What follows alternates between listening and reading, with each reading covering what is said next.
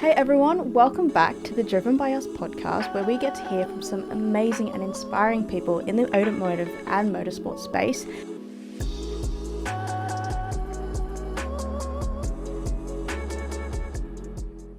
And today we have a very special guest. We have Emma Walsh. Now, I don't think I can do this introduction justice, but I'm going to try anyway. Now, you are a presenter, a content creator, a motorsport enthusiast who has a career that spanned the performing arts, reality TV, and the automotive industry. So really, you've kind of got everything covered. And I feel like everyone watching or listening has probably already seen you or heard of you. But let me know if I've missed anything and introduce yourself. You've done really well, actually. Amazing. Couldn't have said that better myself. It seems like a lot, doesn't it? But I feel like I've lived a few lifetimes. But yes, I am Emma Walsh from South Africa and presenter, content creator. Amazing. And all the other stuff that you said. And all of the above. So let's get into it because there is a lot to talk about. I can't wait to hear all about your journey. It's quite interesting to me, and I think everyone back at home will be really interested in all the different facets you've been into. You've experienced a lot, so let's really just jump into it. So we'll start back at the beginning. It's probably the best place. And it seems like working in the media space was kind of always destined for you. So when you were little, can you talk us about how you got into the performing arts space? Yes. Probably 3 years old is when I started on stage as a little ballerina. My parents were in actually a famous pop group in the UK in the late 70s. So already in my household, it was all about performing. Yeah. I was the first in the family that started dancing. So I wanted to learn how to do ballet. I remember just watching this ballet show on TV and I was like, oh my goodness, I want to be a ballerina. I seem to do that a lot. I look at something and then I'm like, oh, I want to do that. So yeah, it was ballet to start with, and then it was, constant performing. My parents were in the UK, moved to South Africa when I was born. So I actually grew up in South Africa, although technically DNA-wise I am very British, but I always say personality, South African accent, of course. So yeah, it was always performing as a kid. My parents were in lots of shows, the local theatre, singing, dancing, and then that kind of rolled into acting, which then rolled into stunt work. I wanted to learn how to do the stunt part of the acting because I didn't want someone else to be doing my stunts. I thought it was quite cool to learn. So I did quite a few stunts growing up, mostly the fighting and then the car stuff. And I always, as a kid, just had this weird love for racing. I don't know where it came from. No one in my family races. My dad did watch Formula One, so I felt like I was the only person in the house that would watch it with him. Yeah. I wasn't so into the football. He had that on his own. But the racing, I was obsessed with the racing and how these drivers managed to handle these cars around the track at such speeds. And it was such a fascination of mine. So it kind of ended up the go-kart track because when I was a kid, where I lived in a small town, there was nothing going on except go-karts and laser. Oh, laser tag. Laser tag. Okay. Oh, a lot of fun. There you go. How fun, yeah. So those were the kids' parties growing up, laser tag or go-karting. So as a dancer, I think I was always good at, when it came to auditions, I was good at watching someone and then copying. Yeah. I guess picking up choreography was one of the strengths I had as a dancer, which really helped when I was in auditions. But I felt the same way about racing. So if somebody put me in a car and took me around a track, and that's how I kind of learn things now, or showed me the racing line on a go-karting track, I would manage to follow that and then learn. And I found that I was quite fast, and I used to beat all the boys at racing, which drove them crazy. So I kind of just parked that and grew up as a performer, singing, dancing. I traveled a lot. I toured a lot. I was always away. I moved away from home the minute I could get my driving license. Not that my family are great, but I was just so I was itching to just do something more. I came from quite a small town. And I felt like the opportunities weren't all there per se. So that kind of went into dancing, into Grease, the musical with the West End. Oh, that's amazing. Yeah, that's what brought me to England. That's what brought me to London in 2010. We did a world tour with Grease. Wow. So, which was amazing. And that was kind of the pinnacle of my performing career until I moved here. And then we were put together by Simon Cowell, which I don't know. I'm sure we're allowed to say that now. I don't know. Yeah. I'm sure the Big law name. case is Everyone- over now. It was a long everyone time knows. ago. Yeah. But I mean, all these dreams of being in this girl band, and we auditioned and we worked hard and we had singing coaches and choreographers, and Simon was technically the the one in charge of it all, and it all came crashing down pretty bad. So we promised the world, we had contracts, we were supposed to go on tour with one of the biggest girl bands at the time. So for me, those were my dreams coming true, from my parents being in the pop group. That's kind of all I saw for myself. And yeah, it went wrong really quickly, really badly. So I was heartbroken. I never wanted to step on stage again. I was devastated. And at this kind of time, somebody called me saying a friend of mine's looking for somebody to help them in Monaco for the Formula One, and I had an events company back home, and they I know you can do events and people, and that's your kind of thing. Can you come and look after the VIPs? And I was like, great. I'm broke. I'm heartbroken. I'm in this terrible headspace, and I've never been to Formula One in my life. So I was like, this is cool. That's the great first one to go to. Monaco, right? Yeah. So I was like, this is amazing. I told my parents, couldn't believe it. I was like, great. How much am I getting paid for the job that I'm coming to do? And they were like, no, there's no money. It's an experience. I've heard that one before. It's a triggering word, that experience. And you'll have the best. And do you know what? At that time, I was like, it couldn't feel worse than how I was feeling at the time. And I really had no money to my name. It was so bad that the company was like, you buy the lunch and we'll reimburse you, that kind of operation. And I'm like, I can't buy the lunch in Monaco. Monaco's very expensive anyway, and I can't actually afford it. So I remember having to ask one of the other guys working with me to pay for my lunch. So it was technically a terrible job experience-wise, but I mean, I cried every day. We worked all hours of the night and day, but I walked away and I was like, do you know what? I can either really let this get to me, or I can try to change this around. And I networked my little butt off at that event, and I met 3 key people that kind of changed my career around. And I had and I'd be lying if I said this was all planned. I had no idea that this is where it would lead to. But I guess the performing side of things kind of equals the presenting. And I loved racing, and I met a YouTuber, and he was part of the reason I got my racing license and started a YouTube channel. He was like, here's my camera, you should film it. And it was all very oh, okay, cool, yeah. I just wanted to get my racing license. I had no desire to not desire, I had no, no money, no backing, no anything. It was, I'd never done racing in my life, but I wanted to get my license just to kind of, I don't know, prove a point, or got it. Got to bring back those go-karting days. Well, that's what I was thinking, got to show those boys that I could do it. And he was like, no, you should film it. And I kind of had to learn how to do everything from there. And wow. To this day, It really is about sometimes the people I mean, we say it a lot in motorsports about networking, but just one person sometimes giving you a little push. Well, that's it. And it's grown from there so much. And you say that you had to learn it all, and you did it very well. And that's a lot of the time, that is kind of what it is. You get told and you just have to make it work. You've got to push yourself. You do it. And if you really put your all into it, you'll get what you want out of it, especially if you enjoy it. And it's just, it's a long road, and it's interesting to hear how you've gone through it, because you've had those ups and really high ups, but then also the really low lows. But you've really pushed through it. You've faced all the challenges, and it's a very interesting background to come from. So you came from South Africa and you moved to London because you knew it was just going to be something that opens up more doors for you. Do you really think moving helped massively to get to where you are now? And how was that break into the automotive space, into F1? So with Monaco, would you say that was your big break? I mean, I think it all adds up. I mean, for sure, my life would be very different if I stayed back in South Africa. I mean, obviously it's grown a lot, and it's an amazing country, and I go home every year. I absolutely adore it.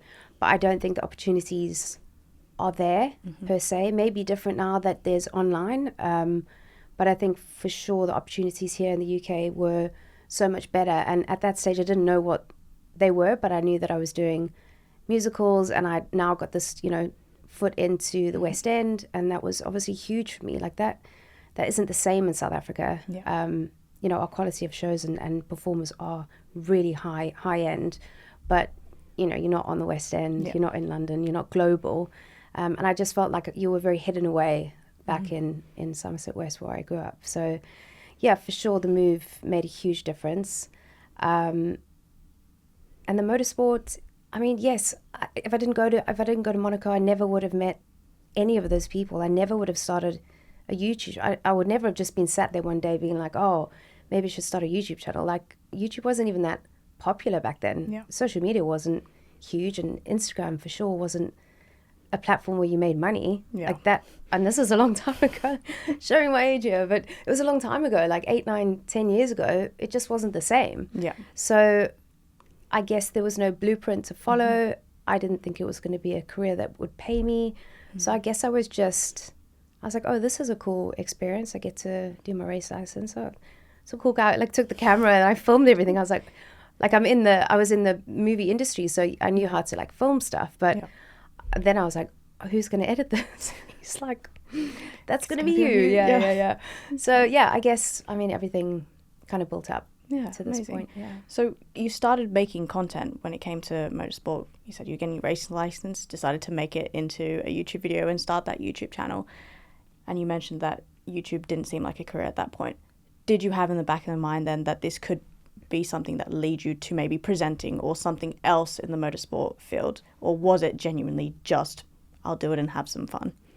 I think I didn't think it'd be a career for me. Shmi 150 Tim was the guy who helped me start this kind of, I mean, he never put me on his channel or gave me a leg up or was like, hey, everybody. He was just behind the scenes being like, you could do this. Like, I don't know anybody else in your space as a female doing cars.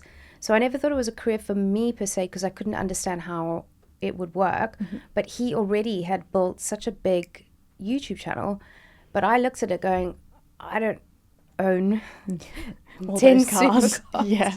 And I don't know enough about cars, but I do love racing, and I'm good with people, and I'm good with performing, and I have this background in that. So I don't think I really planned it per se. And and the reason why I stopped YouTube is because I fell into this kind of, like, I was a journalist, and I was going on these press trips, which was incredible because I got to meet the right people and drive the right cars and get all these opportunities. But I wasn't a journalist. So I was great at learning script. Like, if you gave me the car specs and the story behind it, like, I'd make that my own movie, you know? Yeah. But then I slowly realized that the people I was going on these tours with really knew their stuff about cars. So then my channel started to become what happens behind the scenes, the relationships between all of us. Are we having fun?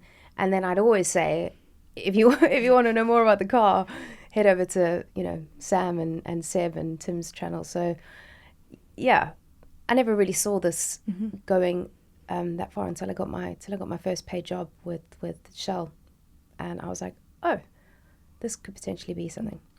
Did that come through the content, do you believe, or did that come through your networking and someone you knew, or working on something outside of that? That actually came through YouTube. Ferrari actually gave me my huge break. He saw me at Goodwood. He knew there was a space for women in the car space, and he'd seen that I had my race license. So it really was like, okay, we trust you with this car.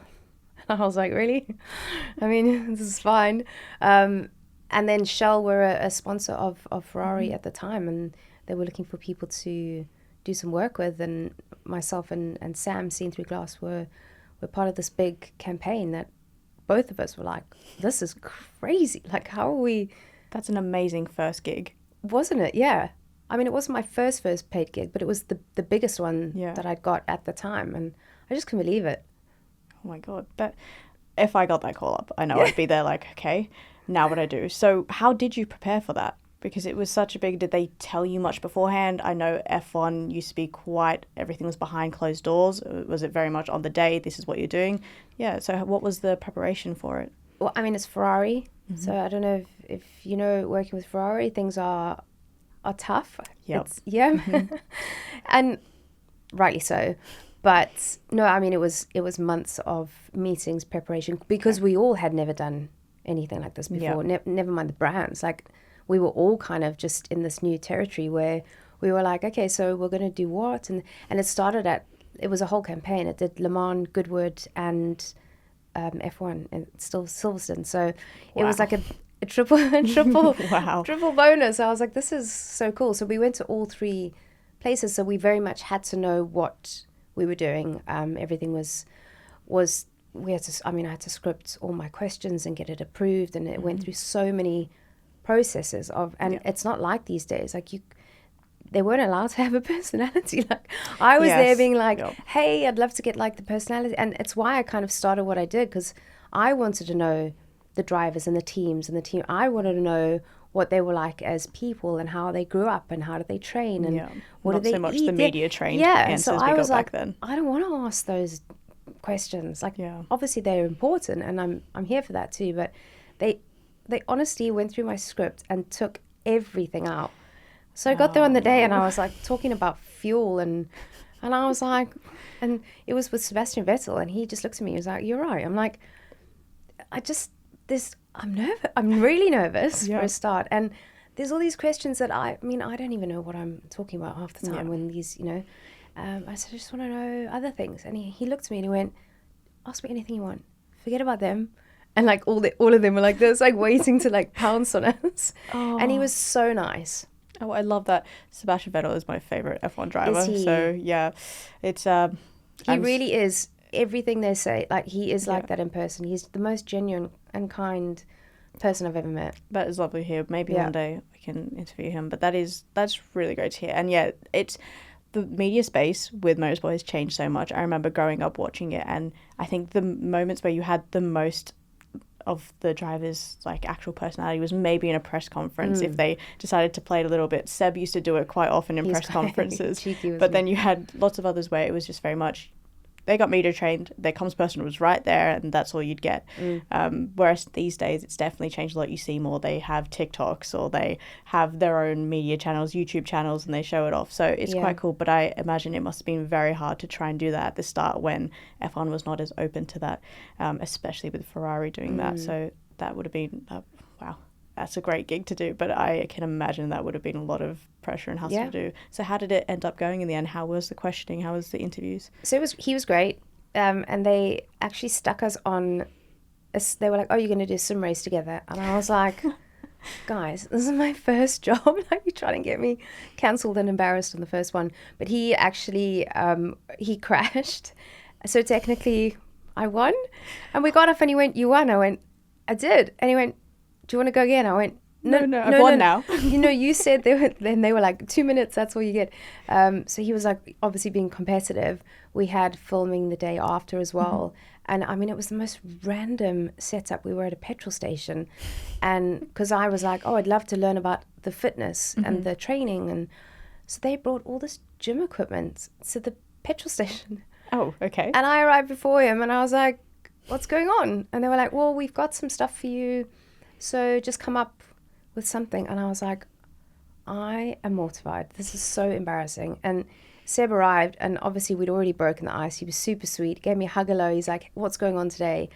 I said, well, he's like, I need to like even up because you're one up. And I went, well, listen, we have all this gym equipment. I don't know what we're going to do. And he went, oh, we're at a petrol station. Let's just do some skipping. I'm like, perfect. Are you good at skipping? He's like, really good. I'm like, great. I'm not. You'll probably win, and then we'll be even. So, I mean, it went really well. We went to the race. But I mean, this was so we couldn't even film anything at the race.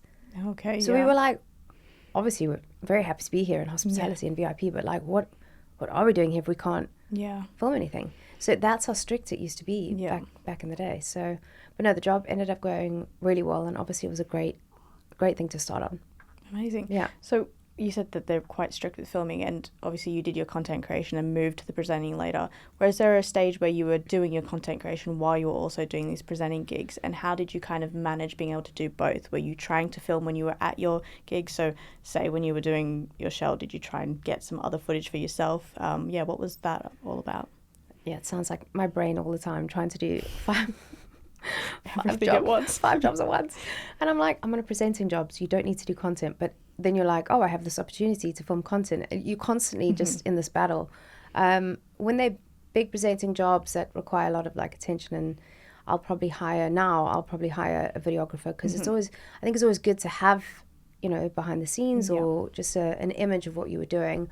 But yeah, I mean, I was doing everything by myself. It was Instagram, YouTube, cameras, setup, microphones, and it just stressed me out. I'm like, this is not what I'm used to. And you're in a car by yourself that costs like £1 million, and then you're setting up GoPros and you're making sure, is my mic working? Is everything plugged in? And you're just like, don't crash.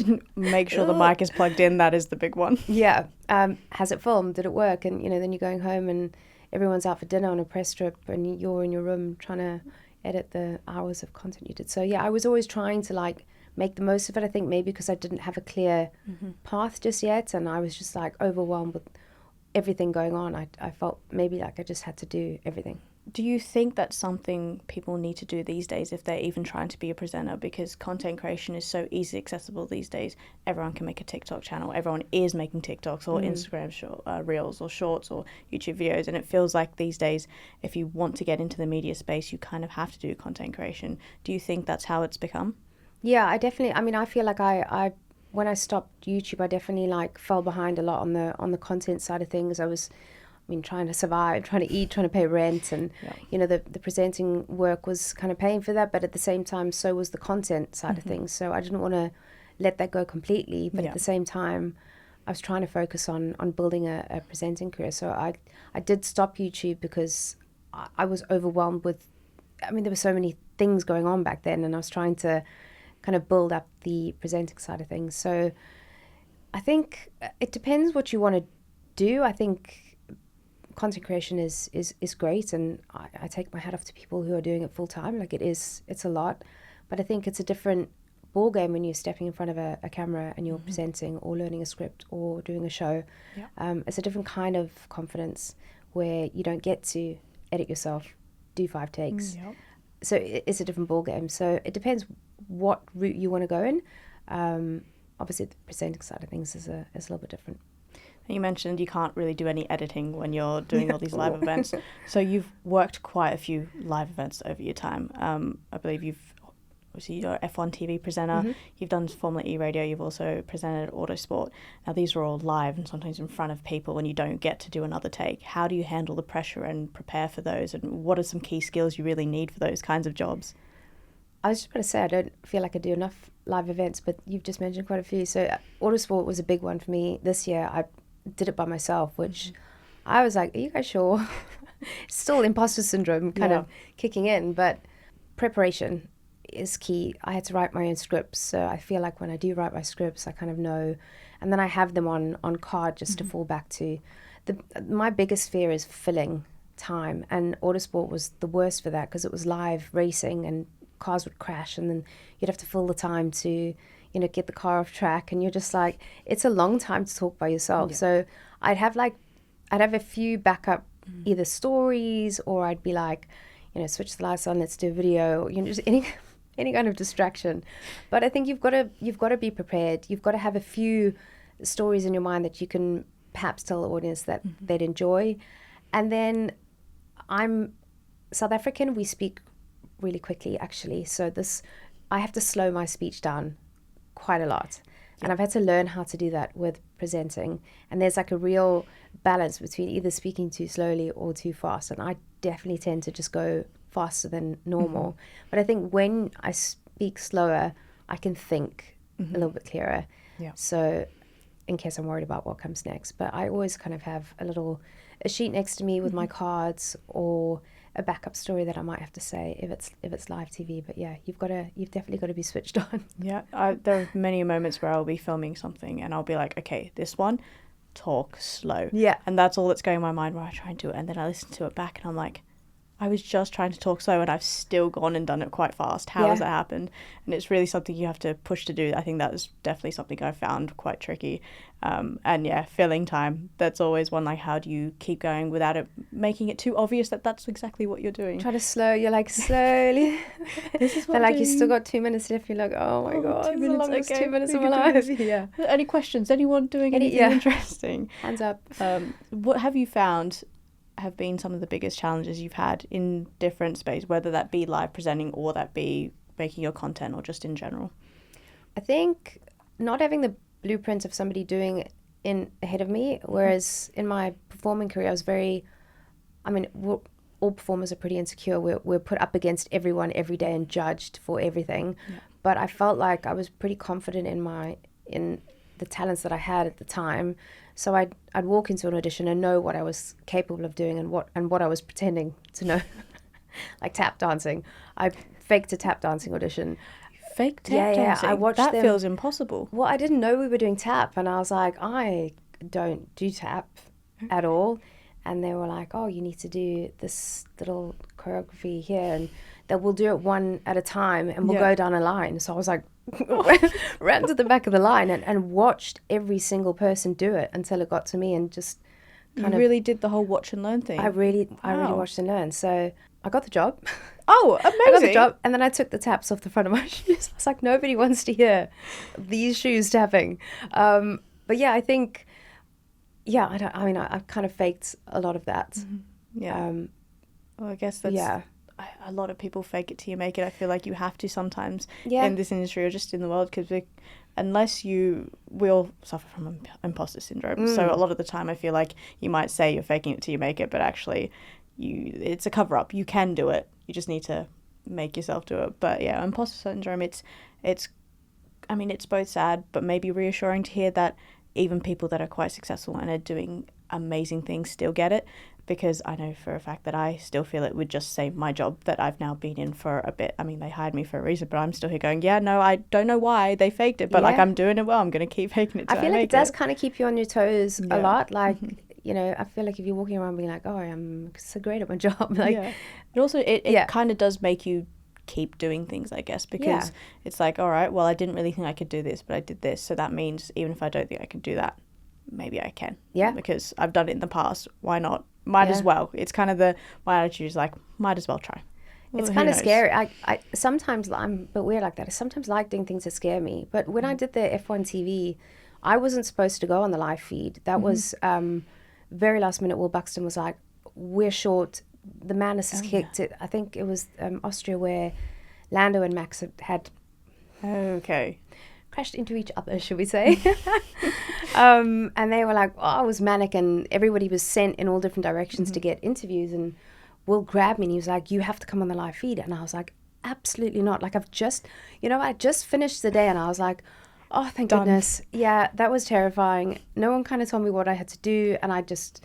I felt like it's over now. I was really like, well done past Emma for spending 6 years networking around the paddock, because I could grab people in for interviews, which I feel like if you were new in the industry, it would be pretty terrifying. Yeah, that paddock 100%. Is very intimidating. So I was like, well done past Emma. You grabbed people you knew, you did your thing. And I was like relaxing watching the race.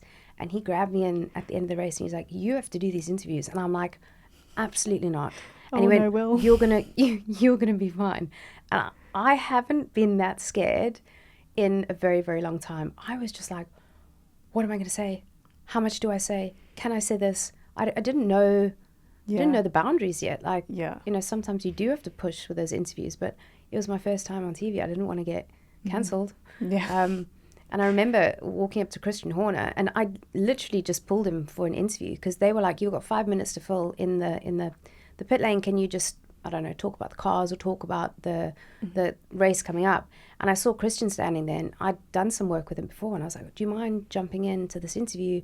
I've got 5 minutes to fill." He was like, "Yeah, of course."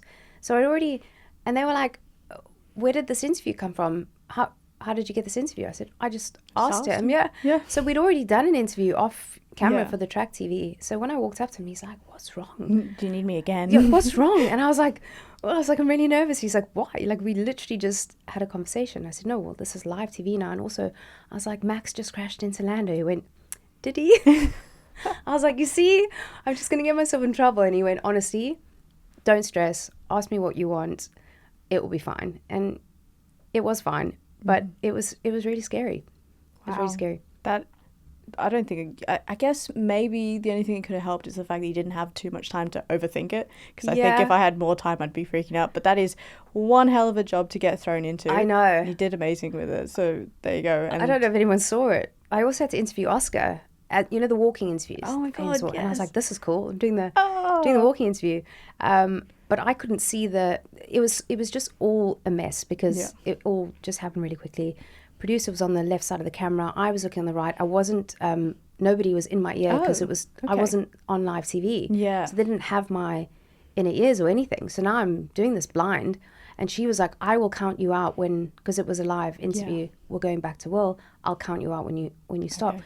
But because I was walking and talking to Oscar this way, I couldn't see her. Yeah. So I'm asking these questions, and all of a sudden she comes bolting across the side. You know, everyone's walking backwards, holding the wires, and she's like this, stop. So I just literally looked at Oscar and I went, Thank you. all the best. All the best. Oh. And he went, right, okay. And afterwards I was like, sorry. He's like, it's fine. Fine, he's probably had much worse. Yeah, all the best. Like, He probably what doesn't else even was I remember going it. to say? I was like, back to you, Will. Yeah, I think all the best is right. I'm All just the trying to best. think of what I would probably something like good luck. Mid-question. All the best. Yeah, all the best. Yeah. Good luck. You have to end it somehow. Yep, keep well. I guess we'll move on to a little bit of a section just about women in motorsport and advice for people who are hoping to maybe do something like you and go down many different routes. So motorsport has always been mostly a male-dominated field, and you are a woman in the industry who also started quite a while back, to be honest. She's not newly into this, where it was a little bit tougher, I'd say. Were there any barriers or bias that you faced in your career journey, and how did you kind of navigate them? I think, firstly, I think it was my accent. I think now, obviously, it's very different. Yeah. Content creators, it's very global. I think when I first moved here, and it was the same with acting and singing. I didn't grow up here, even though I had a British passport. I didn't go to theatre school, so it was always a negative. And with my accent, I felt like I do feel like that was a challenge. I feel like it wasn't as accepted to be different in that sense. And then, of course, I was a girl, which was really tough. Yeah. So, yeah, I think that was definitely a challenge. I feel like I was the first female to interview a Formula One driver for social media.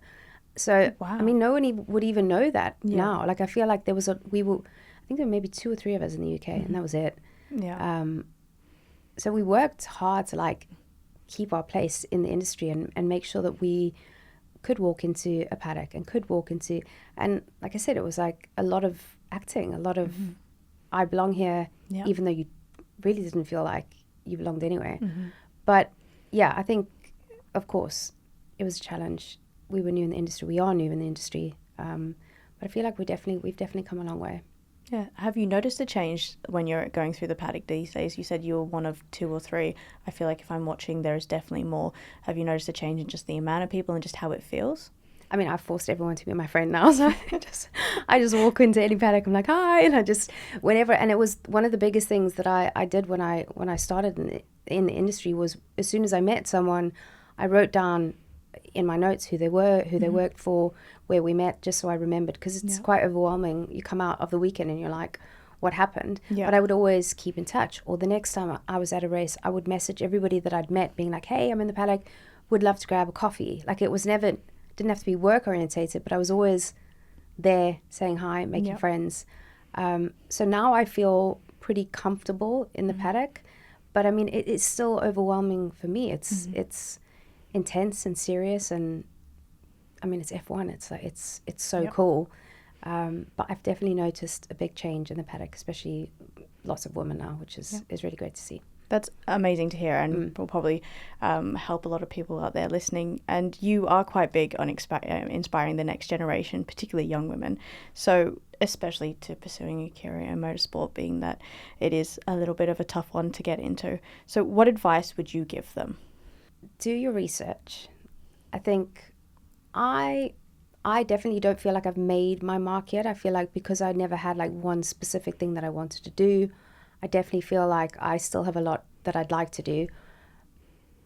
So maybe choose the kind of road you want to go down. Do your research. Learn your scripts. Write your own scripts. Practice on camera. Practice speaking. Speak slowly, not too slowly. And then just, again, like networking. Networking was the biggest thing that helped my career, I think, for sure. And then, of course, you have to be good at your job and learn. And I'm always learning. I'm always learning on every job. I never feel like I'm walking in above what I what I am. I'm always like, right, this is new, a new person, a new script, and it's, everyone's constantly evolving as well. So I think just keeping up to date, keeping relevant, which is hard when you get older. No, but keeping up. There's a lot to keep up with these days. You go to every different corner of the internet and there's something new, but you can make do. It can be overwhelming. But yeah, and a couple of kind of one-over segments to finish off. We've got one more after this, but we just got a little quick fire round. Okay. There's only about 3 questions, and it's all very quick. So let's see. The first one will be, if you can design your own race suit, what colours are they going to be? Oh no, I Or do you have a race suit? I do have a race suit. Actually, definitely doesn't fit me anymore. It's quite small. I would go. I quite liked the Mercedes suit that was black with that Petronas blue. Yes, I quite like those nice. Colours actually. Yeah. Okay. With like a really bright lid, probably. Okay. Yeah. All right. Lovely. Another job role you'd do in the paddock. In the paddock. Team principal. I'm gonna go. Okay. I'm just gonna go for it. I'm gonna add a question then. Okay. What 2 drivers on the grid are your drivers? Now. Oh geez, there's so much talent at the moment. Oscar Piastri, he was my wild card in the beginning of the year, saying that I think he would win. Although I'm friends with a lot of the drivers as well, so I hope that they won't be listening to this. I hope. I think Hadjar. Okay. I think he's done quite well. He has done really well, and I think he's only going to get better. So I'd probably go. Now you're making me choose. I can't choose my favorite child. It's so hard. Well, but yeah, I would probably, if I was going to do a new team, go for them as much as I. It's okay. You'll have other teams, and you'll have them in the other ones too. I can disperse evenly. Yeah, fine, fair enough. Thank you. And a dream car that you'd like to drive / race. Oh no, this is like my worst is like picking one thing. If I can say it's one of your dream cars, and then we can, at another point, you can let anyone know it could be another one. You're like, don't favour the breath. Maybe Porsche. Okay.